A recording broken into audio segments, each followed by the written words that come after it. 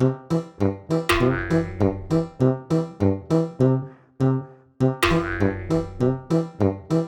at this face plants. Sliding fails, basically a living blooper reel.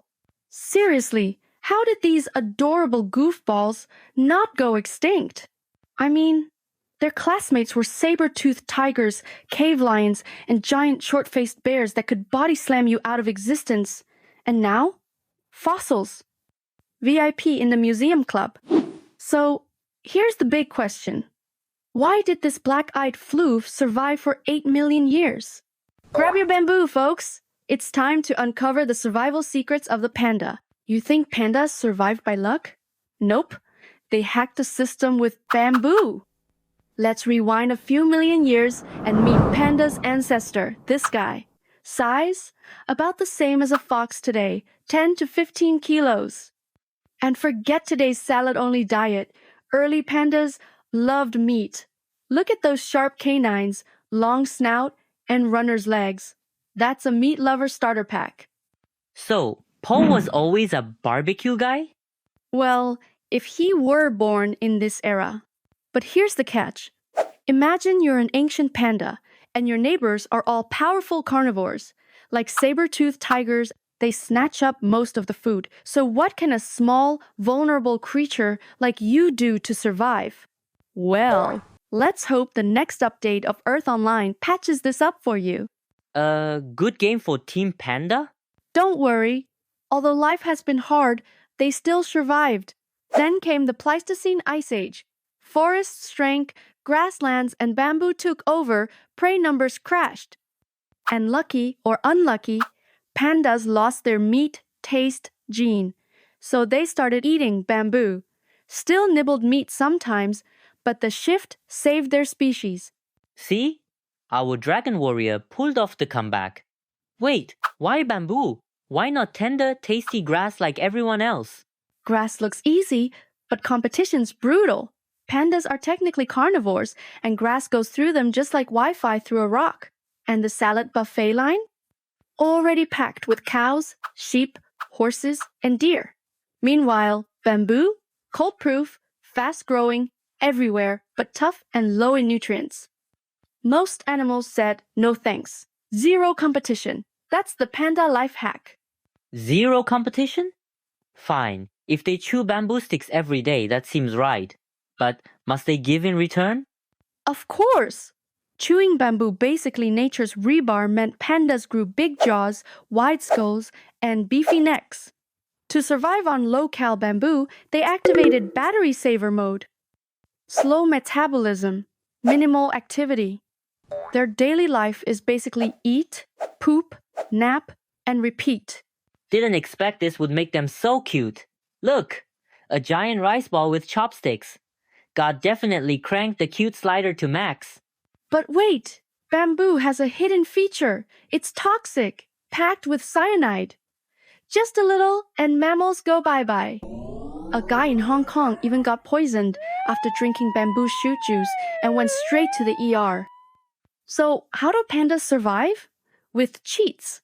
Gut microbes and enzymes transmute deadly cyanide into thiocyanate, which is 200 times less toxic. He got a new title, Cyanide Slayer. They even taste test bamboo parts. 16 bitter taste genes help them pick low toxin spots. Plus, they rotate menus with the seasons. They eat different bamboo shoots in spring and summer, leaves in autumn, and culms in winter. Seasonal menu? Pandas basically run a Michelin star rotation. Even their super relaxed schedule played a big role. It keeps the toxins moving fast and in small doses, like a detox spa on loop. Ah, that explains it.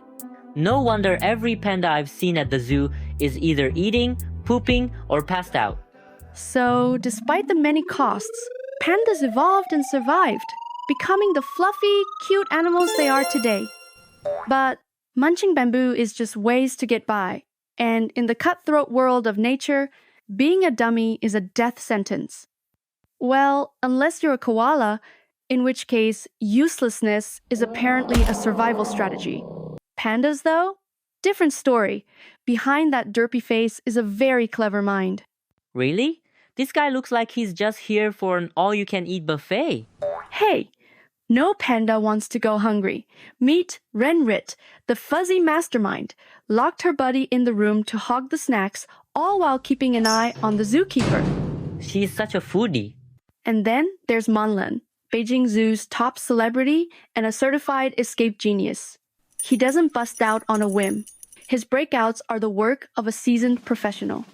4 years of plotting, spying, muscle training, and sabotaging CCTV like a furry little ninja, and yup, it finally busted out. Dude, this isn't a panda, it's the Shawshank panda.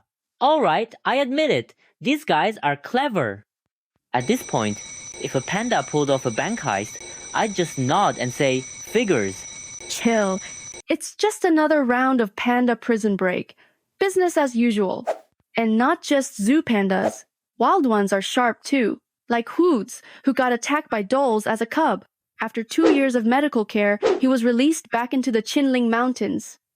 Not only did Hoods found his home, he reunited with his mom and recognized his almost stranger little sister, and even remembered the humans who saved him. 2 years? I forget my Netflix password in 2 months.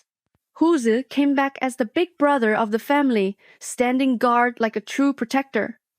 About 3/4 of his range is shared with Mom, and even the rest isn't all his. He's still co-hosting the property with his siblings, and he even fought off intruders. So it's not just kung fu, they've got family drama too. So yeah, pandas are no dummies. Research shows they've got the intelligence of a preschooler around 3 to 4 years old. But here's the thing, smarts only get you so far in the wild. Pandas might care about family, but they're lone wolves? Well, lone bears. No bros, no teammates. You either outsmart, outmuscle, or best case scenario, do both. Wait, you're saying this cuddly ball of fluff is a fighter? Not just strong. Pandas can bite through steel. In Chinese legend, they were called iron eaters. Even Qi Yo supposedly wanted pandas to crush weapons and ride them into battle. Maybe that's why Chio lost the war. Just saying. Legends aside, the name fits. In tough times, pandas have been spotted raiding local homes. Not for food, but for the salty residue left in iron pots, and casual vandalism included. And an adult panda's bite force hits 1,600 Newton, chewing through an iron pot? No problem. So that cute face? Basically, a hydraulic press in disguise. Don't let the fluff fool you, they're solid muscle. Yep, it's our old friend Hoods, the wild panda again. He could crush a doll's spine with just one paw. Payback and make it martial arts. And they are rock climbers too. Vertical cliffs, climb trees, no problem. Well, tanky and parkour ready? There's more to it than that. You probably think they're slow after all, they're usually lazy. But don't let their short legs fool you. They can actually run at 40 kilometers per hour and do 100 meters in 9 seconds, faster than Bolt even. Well, now I see why most animals don't dare mess with them. Simply put, they're usually quiet and keep to themselves, but total masters of defense. Remember, that's not a fluffy dumpling rolling at you, it's a tank. If you encounter that in the wild, don't pet it, run. Oh, pray it hugs bamboo, not you. Oh no, he's coming. Don't panic, we're in a zoo. Phew, but seriously, pandas are strong, fast, ninja-level climbers. Why were they almost extinct? It's complicated. Pandas breed only once a year, with a 1 to 3 day dating window, and after giving birth, they wait 2 or 3 years for the next. With all that bamboo to chew and naps to catch up on, pandas basically have zero free time for, romance. Besides their low birth rate, pandas also face threats in their habitat. Sure, they're smart and strong, but not exactly invincible. Leopards hunt the babies and retirees. They can even injure themselves by brawling over territory and falling off trees or off cliffs. And when it comes to mating season, the males throw down hard. If those battle wounds don't get treated, infections can take them out fast. So, what can we do for them? Since the 1980s, Chinese researchers and wildlife workers have been trekking deep into the mountains to find and rescue wild pandas. It's not easy. Pandas are scarce, live far off the beaten path, and are painfully shy. But every rule has an exception. A few bold pandas actually wander down to villages, basically signing up for help. Tell me about him. There was this wild panda, Yang He, actually came down the mountain to get help. He started by strolling through farmland until villagers noticed him and called in the rescue team. After a quick check, the panda experts found out his gums were swollen. The reason? Bamboo pieces stuck in his teeth. So the big tough panda basically needed a dentist. They treated Yang He, gave him soft food, but once he recovered, he simply refused to leave. The staff sent him back to the mountains anyway. And that very evening, he strolled right back, raided the kitchen for steamed buns, and then casually sat down to watch TV with the villagers. Hold on, are you telling me he really sat there watching television? Yes, he even figured out the rewind and fast-forward buttons.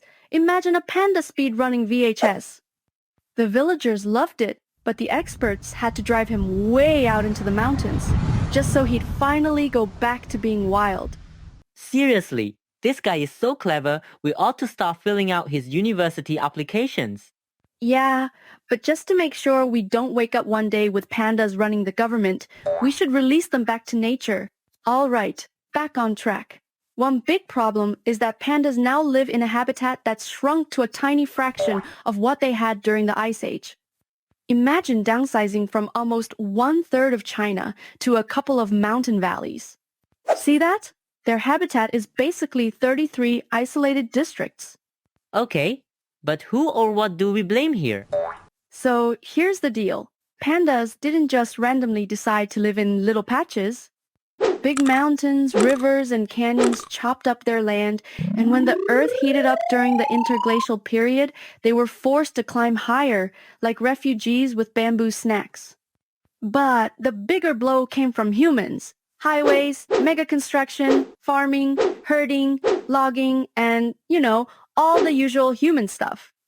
All of it turns panda country into a jigsaw puzzle where some of the pieces are missing. Man, that's rough. So, are we supposed to just sit here? Or is there something we can do? Yep. Move the highways, help the farmers settle somewhere new, and then roll out a green carpet of bamboo between habitats. Congratulations, you've just built the Panda Super Park. And then here's the big move, a giant panda national park. It stretches across 3 provinces, and sure, it's only about 22 Los Angeles cities, so basically cozy by American standards. Dude, that's basically an empire in panda terms. Saving pandas isn't just about bamboo forests, it also takes some serious teamwork. That's why Citron has 4 panda bases, each with a very specific job. Chengdu is the babysitting and tour guide department, Dujiangyan and Bifeng Sa run the panda retirement villages, and Hualong is the R&D center doing research and wild survival training. Together, these bases form the ultimate panda safety net. Turns out Earth Online finally cast a bonus buff spell on pandas. With any luck, we'll get to enjoy more of these fluffy icons in real life. Great news! Pandas are no longer endangered, just vulnerable now. Still, there's a long way to go. By the way, if you'd like to meet these roly-poly cuties in real life, see if your local zoo has a panda ambassador from China. Or, better yet, come to China where baby pandas are basically the main attraction. And that's the end of today's panda adventure. Now it's your turn. Tell us your funniest panda story in the comments. Hit that follow button because we've got plenty more interesting stories from China coming your way. Got a topic request? Just let us know in the comments. See you in the next video, folks. Bye-bye.